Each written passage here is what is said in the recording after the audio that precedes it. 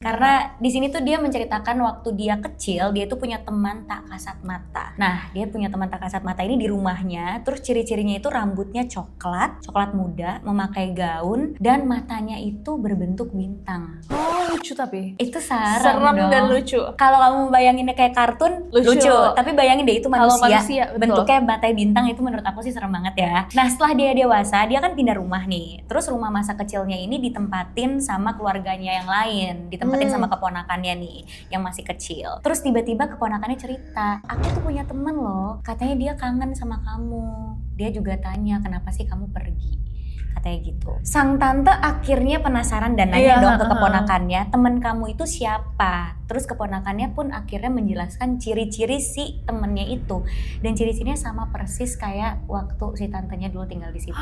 Matanya bintang dan rambut coklat dan pakai gaun. Jadi ternyata temannya stay di situ dan kayaknya kecewa kali ya kalau tantenya pindah rumah. Aku juga merinding.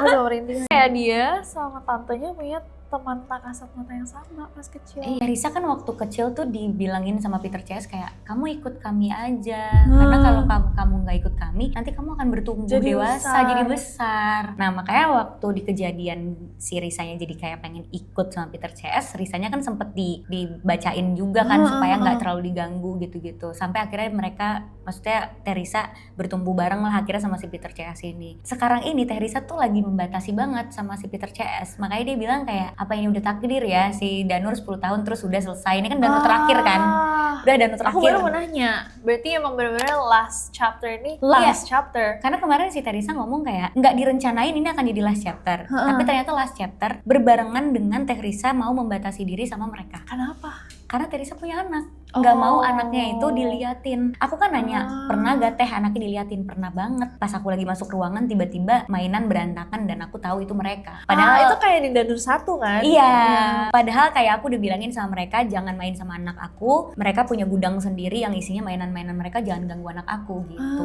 Jadi Teresa punya satu gudang yang emang buat mereka? Jadi kayak itu disediain supaya si Peter CS nggak ke anaknya Teresa gitu. Karena aku pernah nanya juga sih, pernah gak diliatin yang nggak enak gitu. Kalau Peter CS kan mungkin bentuknya lucu gitu. Ya pernah waktu anaknya masih kecil banget tuh kayak shock gitu, anaknya diliatin, tau-taunya diliatin Asih. Makanya kemarin waktu penelusuran si Asih tiba-tiba muncul, dia nangis, katanya sedih diusir terus. Terus aku bilang kan sama Teresa, teh tadi kata Asih dia sedih diusir terus. Ya iyalah gue usir, dia suka takutnya ngeliatin ke anak aku nggak mau.